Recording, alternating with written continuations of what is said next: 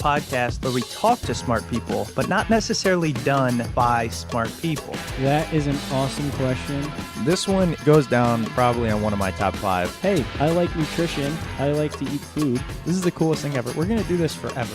I wish I paid more attention in that class. You know, I'm going to be honest, I don't understand that. As a man, I don't get it. Welcome to smartpeoplepodcast.com.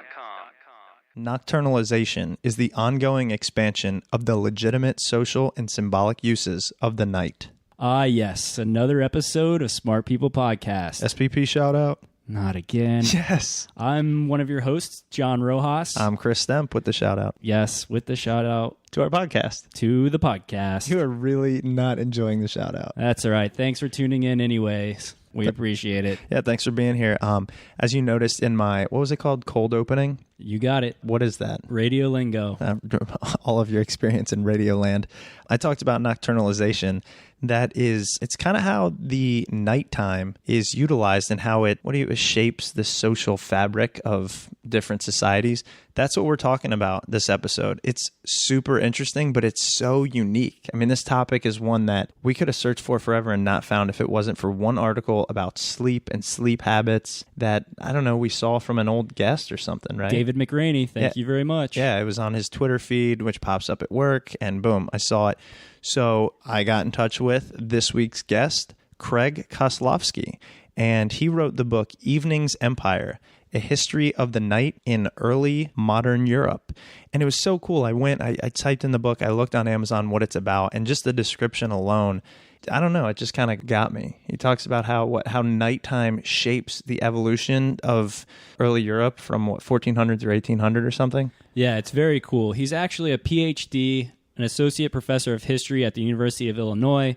And as Chris mentioned, his area of specialization was early modern Europe. So, 1400 to 1800 or so. And he just talks about the history of everyday life during those periods. But the coolest part is how, and he goes on to talk about it in the interview, but he wanted to look at history not as a place, but as a time. And not as as a time frame, but the time of night. Like, how does that change everything that happens? Because we take it for granted. You walk into your place, you click a switch, and no matter what time of day or night, it's light, right? What about before that? Like, you had to sleep based around it. You had to work based around it. You couldn't go outside. He talks about feral wolves.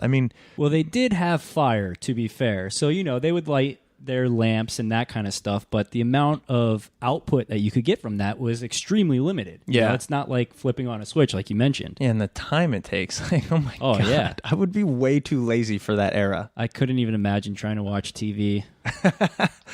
And so anyways, Craig he's a very accomplished professor, author. Actually, this book won the 2011 Book of the Year Award, given for an author's first or second book in any field of history by History Today magazine, which was really cool. He also received a National Endowment for the Humanities long-term fellowship for his work in this book as well. So a lot of cool things came of it because it's super, super interesting. Before we jump into the interview, I just want to mention, head over to smartpeoplepodcast.com, click that Amazon banner, keep buying your stuff through Amazon that way. You guys have been awesome. Buying your items through our link has helped us out. It's put money in our pockets to keep this thing running, and we definitely appreciate it. So keep on doing that for us. Yeah, it hasn't really put money in our pockets, but it's actually kept us having clothes that contain pockets. You see what I'm getting at there? The people's pockets that actually host our website and that kind of stuff, because we owe them money. Yeah. So yeah, definitely head on over there. Check out everything we got going on. We're on Facebook. We're on Twitter, Smart People Pod. It's really cool. Make sure to check us out on iTunes, subscribe, all that good stuff. So enough about us. Let's learn about the nighttime and how it affected life back in the day.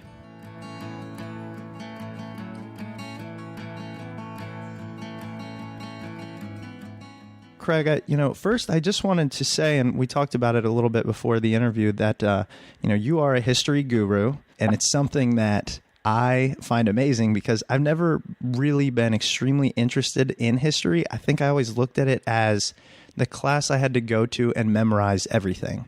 You know, like in math, I would solve problems using knowledge.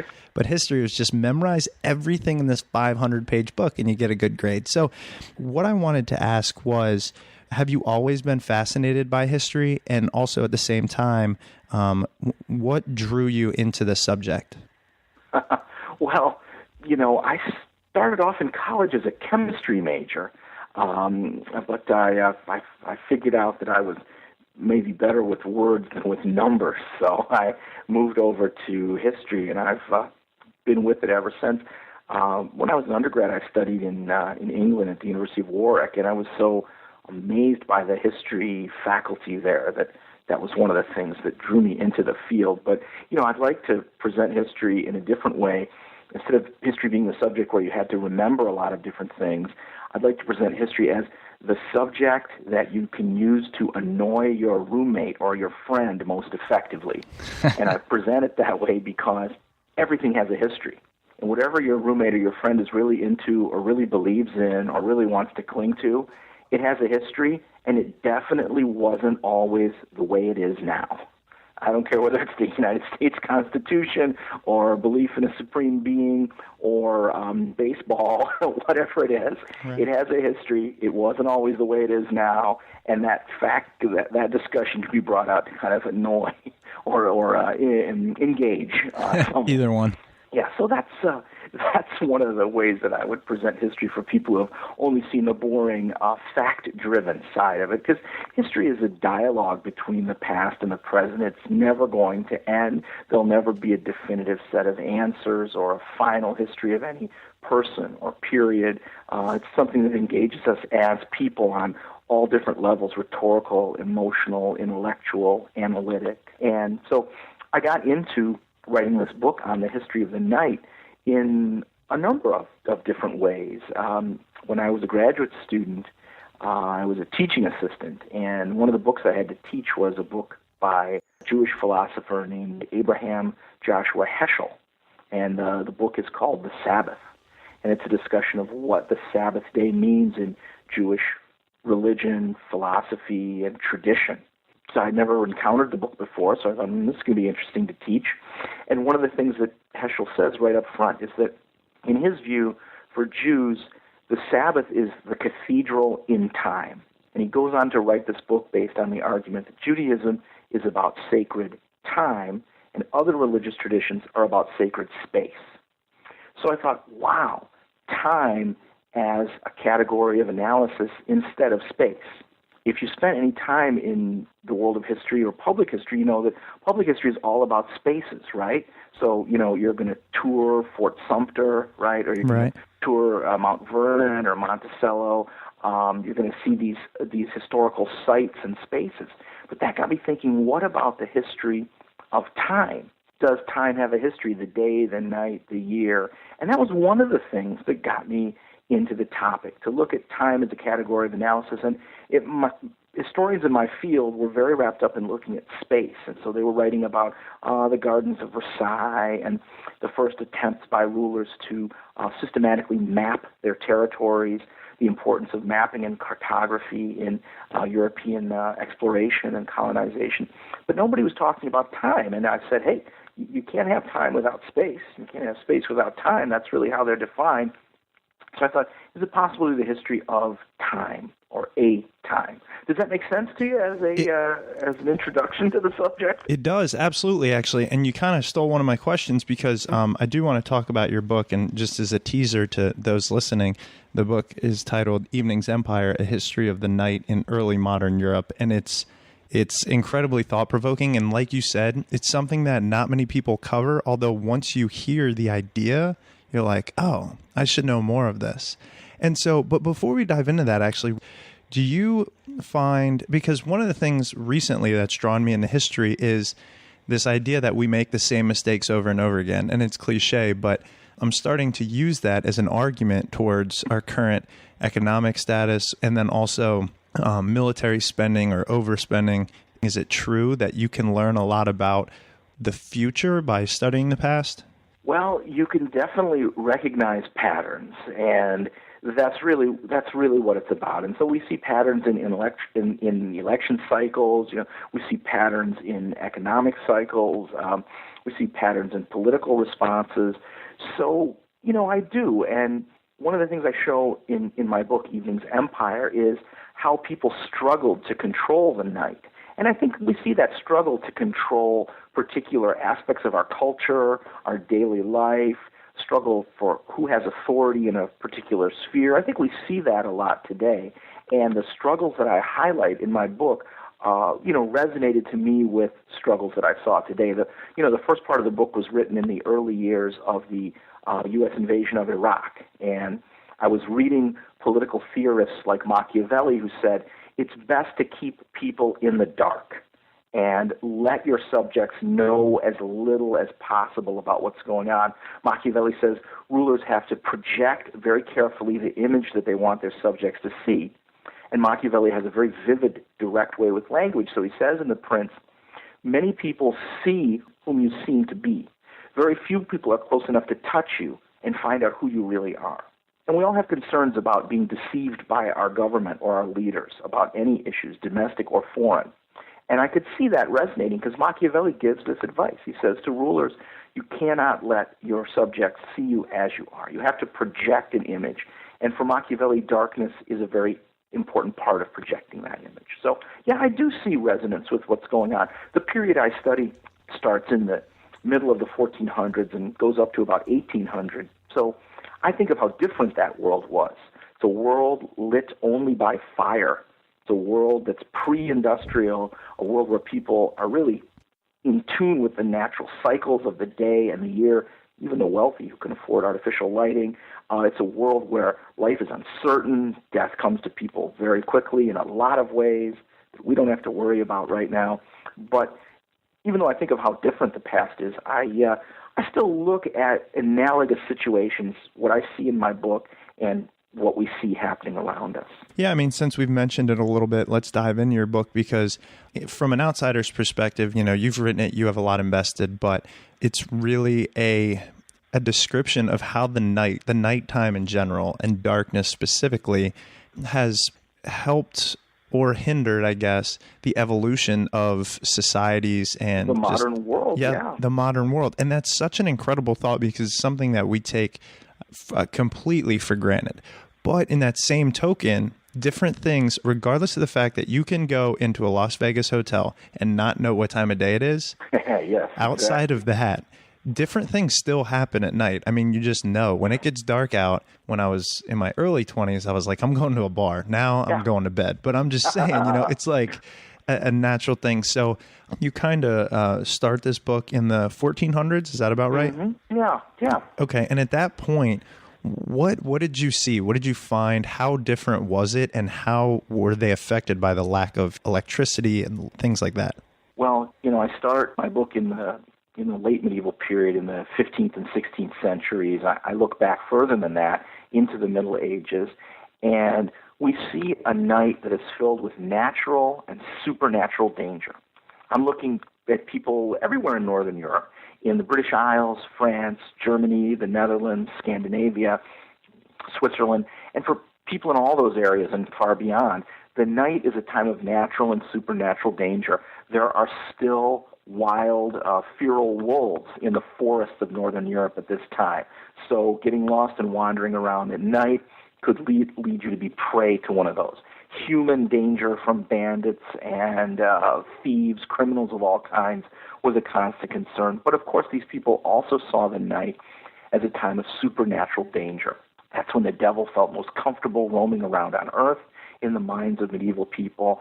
And even medieval people who were active at night, like monks who woke up before dawn to pray, they did this as a group because they wanted the protection of a group against the supernatural dangers of the night.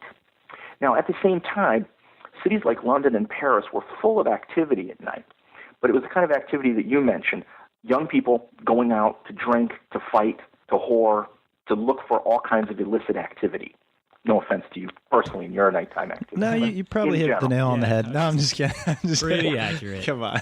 Yeah. So that's what people were trying to do at night. Technically, these cities had a curfew, and even though it couldn't be enforced, it was still in place, and anyone who the authorities wanted to bring in at night, they could. In England and in other European countries, there was a crime that was simply called night walking. The crime of night walking is simply walking around at night with no good reason. So for medieval people, the start of my book, the night is not a time when everybody's locked in their houses afraid. It's a time when young people, drinkers, prostitutes, johns, they're out in the world, but none of that activity is legitimate or licit. Even though you say how, it was the time the devil would come out, they weren't as afraid at this point. Did they eventually, and when I say they, I guess referring to them, I don't even know who them are at this point. We're talking about ordinary people in early modern Europe, the Europeans' ancestors back then. Anybody with any sense was not supposed to be wandering around at night. Or if they were supposed to have a light or a lantern, not to see, but to be seen. The wealthy and powerful could go out at night with a procession or an entourage of torchbearers to kind of light their way through. What I find in my book, the beginning of a new attitude toward darkness in the night, and it starts with the religious persecution in the wake of the Protestant Reformation.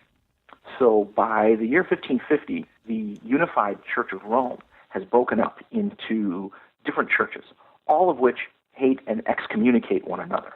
And there's a period of incredible turbulence here where rulers change from one religion to another overnight. Their subjects either have to follow along in that conversion or risk exile or persecution.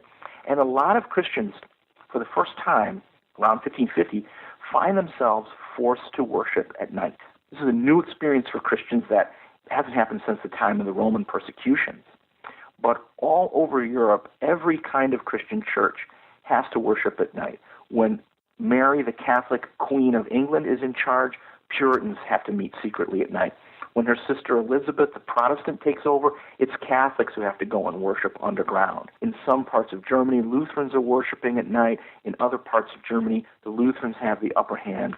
It's the Catholics and the Mennonites who are forced to worship at night. So all of these Christians do this, and they don't just worship at night, but they write about it, and they preach sermons about it, and they publish accounts of their persecution, the lengths they had to go to worship God the way they thought God should be worshipped. And they start to take the stigma off of gathering at night. They can no longer say, as medieval people would, any gathering at night is by nature sketchy at best and diabolical at worst. And this is what, in my book, begins to change Europeans' attitude towards the night, begins to change the place of the night in European cultures. Now, is this the biggest change in regards to the night, or what would you say the biggest change was? Well, the bigger change, I think, comes when this new attitude toward the night goes from the spiritual world to the secular world. And this is a key argument that I'd like to make to you and to other people who look at my book. Europeans make some profound technological developments in the 17th century that make the night more accessible. They put up street lighting, sustained public street lighting for the first time in Europe in the 1660s, 1670s. They improve domestic lighting as well. But they don't do this because they've developed new technology. They do this because they have a new place for the night in their culture. And this really struck me because I think particularly Americans are used to thinking of history as driven by technology. You have a new technology, electricity, and it changes what people can do. You have a new technology, personal automobile, changes the way people live, the way they court, the way young people get to know each other, the way people travel. So we're used to thinking technology first, that comes out of the sky. A new piece of technology drops down, and then society takes advantage of it and rearranges itself. But of course, no technology comes out of nowhere, and even an Edison, or a Galileo is an inventor because of what their culture makes them interested in. And in this case, Europeans, starting around 1650, have taken the stigma off of the night and they want to expand their activities into the night. They want to colonize it and make that time useful for respectable people. So one of the things they do to colonize the night is they put up street lighting.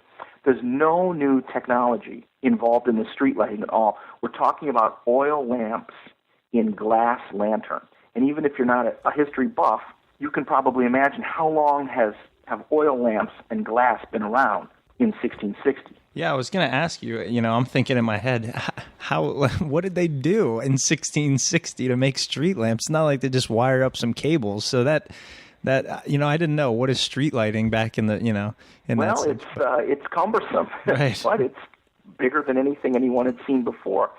They're burning olive oil or linseed oil or fish oil in lamps with cotton wicks to keep the wind off of them. They're putting them in glass boxes or lanterns.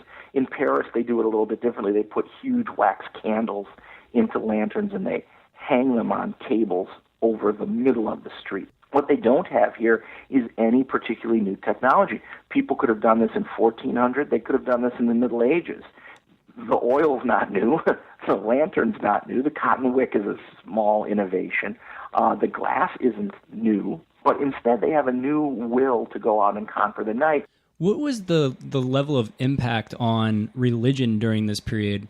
When everybody started to want to travel out into the night on a more regular basis and they started hanging the lamps and all that kind of stuff. Did you see a direct, impact on religion as, I don't want to say like religion getting smaller, but were people shifting away from their religious beliefs to something different and more secular? That's a great question because I do see that not only do I see that impact, but people at that time saw that impact. And so I have accounts from traditional Christians, whether they're Anglican in England or Catholic or Protestant in Germany, and they all say that people are going out at night and they're going to one particular site. They're going to coffee houses. And when they get to these coffee houses at night, they start to talk about all kinds of suspicious subjects. They question the authority of their rulers. They question the truth of received religious tradition.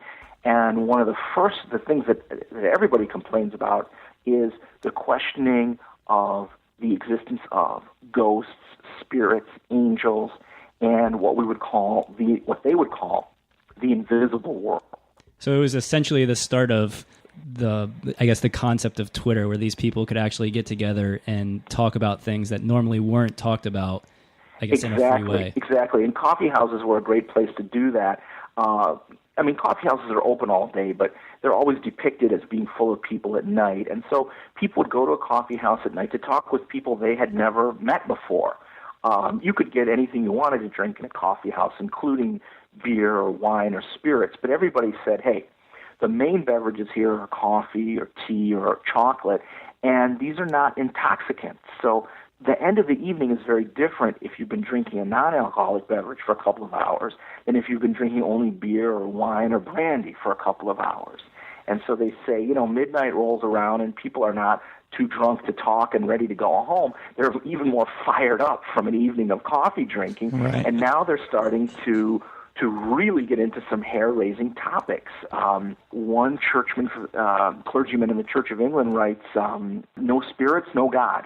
Anybody who is sitting around a coffee house and saying, there's no such thing as ghosts, that person is either a secret or a deliberate atheist. And they're spreading disbelief, and they're doing it at night. So this is exactly the issue that we see here. And what's interesting is that these coffee house philosophers, as they were called, they know a little bit about ideas that come from Descartes or from Thomas Hobbes or from Spinoza or even from someone like John Locke. But of all the things that you can challenge, the things that they challenge are things that are associated with the night. Ghosts that come in the night, witches that gather at night, the revelations from angels at night, spirits that go bump in the night. And this is the thin edge of unbelief. Regarding the coffee houses and drinking coffee versus alcohol and whatnot, was that something new? I mean, was it like, hey, we have this extra time, we can be productive, now we need a stimulant? It's something like that. Historians have been hot on the trail of those connections, but if you look in Chapter 5 of my book, you'll see a map that I created that shows all the European cities that established street lighting. No European city has public street lighting of any kind in 1660. By 1700, dozens of cities do. And if you had a map of the first coffee houses in Europe and you laid it over the map of street lighting, you would see a remarkable parallel, because this is the first age of coffee houses and the first age of street lighting. First coffee house in England is 1650 in Oxford. Coffee houses spring up in London by 1655. First coffee houses in Paris come a little bit later. Parisians are a little slower to get out of that. But by 1700, every European city of any size has to have and does have a coffee house. People are definitely looking for a different relationship to the night. And based on my research, this is an aspect of my research that I haven't published yet. The coffee that people are drinking at these coffee houses in their first generation, say from 1660 to 1700, it doesn't look like it has a lot of caffeine in it. And these Europeans, remember, they've never had coffee before. They don't even know what it's supposed to taste like or what it's supposed to do for you. The word caffeine is not invented until the 1830s, so no one knows what's supposed to be in coffee or tea. Oh, wow. Some Europeans have traveled to the Ottoman Empire, where coffee houses are long established, and they've had proper coffee in Istanbul or Aleppo or Smyrna, and they've noticed that it has a powerful kick to it. The coffee that Europeans are drinking in their coffee houses, it doesn't seem to have a lot of caffeine in it. Nobody says it keeps them awake at night, but it definitely does not have any alcohol in it. Right. And so for the first time, Europeans are socializing around a non-alcoholic beverage, and that allows people to have a little bit more sober conversation at midnight. And, if you've been drinking when midnight rolls around, you might think you saw a ghost on the way home from the tavern. You might think a lot of things. Right. This is a small part of a process of secularization, and it affects different people in different ways. The countryside is largely unaffected by this. That's another topic that I describe in my book. But for a minority of Europeans who are in cities, young people who are sitting down at coffee houses or chocolate houses, they begin to see the night in a new way. And a lot of the aspects of traditional belief associated with the night are starting to fade in this new light. I can't help but when I hear coffee, midnight, nighttime, all that, I think of sleeping personally, because I think I have partial narcolepsy or something. But did you come across sleeping habits, variations in that? I mean, I'm really fascinated by this subject, but if people from when there were no streetlights, were they going to bed at 9, and now there's streetlights and coffee, they're going to bed at 2, were they sleeping more, longer, later? Any of that? Chris, that's a great question here. You got the instincts of a historian, even if it's not something you spent a lot of time doing. Yeah, I just did an interview with the BBC about the history of sleep and the history of the night, and it turned out to be a very popular subject on the story on the BBC's website. So I've just finished talking with people about this. So the first work on the history of sleep comes from a colleague of mine named Roger E. Kirk, who teaches at Virginia Tech in Blacksburg.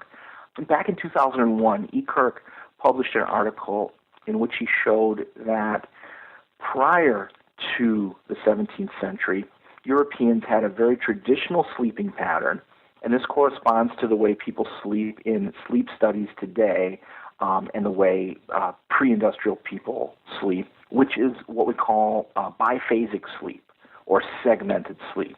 In pre-industrial Europe, people always had 2 sleeps. They would go to sleep an hour or 2 after sunset. That might be 6, 7, 8 o'clock. And they would have what they call their first sleep. That would take them up until sometime around midnight. And then they would have a period of being awake. Maybe they would look after their children, go outside and relieve themselves. Sometimes people would have these especially vivid dreams or waking dreams in this period. And then they would fall back into their second sleep, and that would take them up until just before dawn, when it was time to get up, make use of the daylight, and do whatever work needed to be done. We see that, modern sleep researchers see that when they do those sleep studies.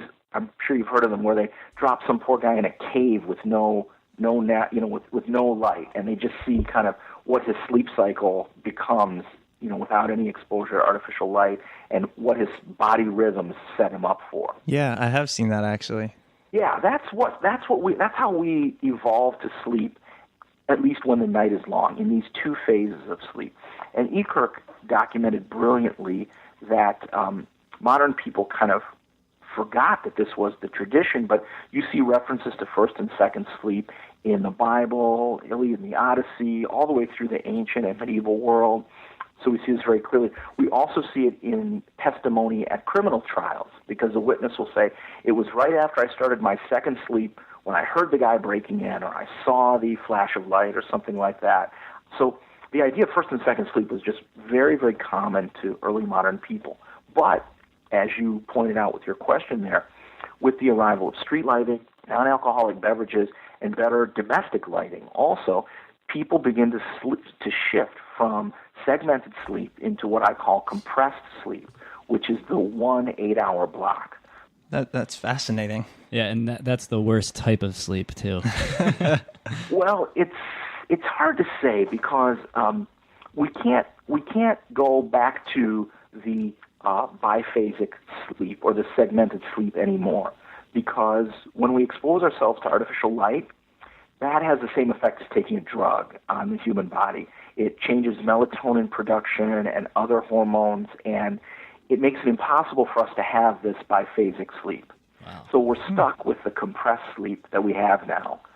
It may not be particularly good for us, and it may not be the way the human race has done this for millions of years, but as long as we're exposed to artificial light after the sun goes down, we can't really stick with that. Well, it sounds like a simpler time, but I guess those days are long gone. And I have one more question. I know we got to let you go, but considering you are probably one of the most established or whatever historians that I'll ever talk to, I have to ask, because I always wonder this. Are people getting dumber? And here's why I ask this, honestly. When I read about like our founding fathers and Newton and all this stuff, these guys are like deities, And am I just jaded? We actually have those people now. We just don't realize them, because they say some really, really smart stuff back then. Well, part of the problem with the way history is taught is that too often it focuses on, great minds, great men, kings, and battles. And so we pick out these extraordinary individuals, and we don't see too much of everybody else in their time. So it's hard to say, really. People like Newton or Jefferson are not representative of their time by any means. Ordinary people, I think, have more access to more knowledge, and I think spend more time trying to think analytically today than they did a couple hundred years ago. But I think because we have a more democratic idea of knowledge, I think we're all encouraged to overreach. We're all encouraged to think that we might know a lot more than we do. So I think when you see so many examples of dumbness in the media, right, or, in my own life personally with dumb things that I do, I think that we don't stick to our area of expertise the way people did. I mean, there are a lot of things Newton was not very good at. He got a little bit more social as he got older, got a few people skills, but really not much. Whereas we are told to go out and be a salesman today, present this idea, stand up and teach this class tomorrow. You can do that home repair work yourself. Right. And when we try all those things, we're going to look dumb. Yeah, okay. Again, Craig, thanks so much for being on. And the book, Evening's Empire, A History of the Night in Early Modern Europe, is fascinating. We'll definitely have a link from our website up there. Everyone check it out. I mean, it's something that you might not come across and in your average book reading club, but it's definitely something you should add in there, I feel like. So thanks for asking good questions, because that makes it fun and easy. And the nighttime is the right time. Thanks for having me on the podcast. Right. All right, thanks so much. Best of luck, and thanks again. Cheers. Goodbye. Welcome back, everybody. That was Craig Koslofsky talking about his book, Evening's Empire, A History of the Night in Early Modern Europe. And anytime you put the words history and Europe together, it sounds like it's going to be dry, but Craig was awesome, and that was so cool. I love when we can kind of dive into a very specific topic, learn something that there is no chance I ever would have learned before. That's what Smart People Podcast is about, huh, Roach? I agree. And, I would have never put two and two together that religion and society would change in ways based around things that we would never expect. Like the fact that they were using light to stay out later and actually sit around at coffee shops and talk together and just have conversations about things actually drove them away from talking about religion more. Yeah, that's really interesting. That is bizarre. Or how it can affect what you drink, or like the sleep pattern thing, that really gets me. Oh, yeah, absolutely. We need to figure out the right way to sleep, man. What was it? 4 on, 1 off, 4 back on, something like that. Pretty much. It was sleep 1 and sleep 2. I could use sleep 2 and 3 tonight, actually, which I plan on doing. So everybody, thanks for tuning in. Really hope you learned something that you're like, how did I get sucked into this? And thank you very much. And if you do appreciate it, head on over to iTunes. Make sure to look us up, Smart People Podcast, and rank us, vote us, give us a star or 5, give us a little comment. We really appreciate it. It helps get the word out. Yeah, thank you guys. I'm not going to plug anything else. Just have a good rest of your week, and look forward to the next episode of Smart People Podcast. Take it easy.